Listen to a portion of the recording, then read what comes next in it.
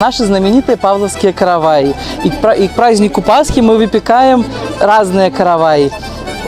Пасха, крыжик, бабкины пироги, мазурка, плетенка. И у каждого из них своя функция. Есть у нас каравай, которым даже для домашних животных, он называется червоная горка. Его нужно каждому домашнему животному наделить кусочек, чтобы защитить животных на целый год от сглаза.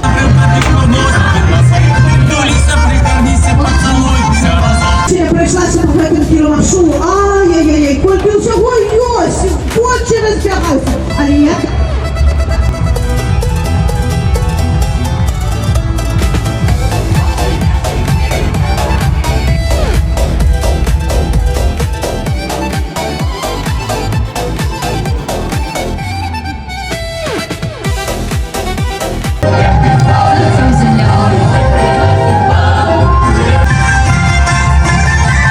Театр 100, друзей. Мы приехали из Лиды, из Дворца культуры.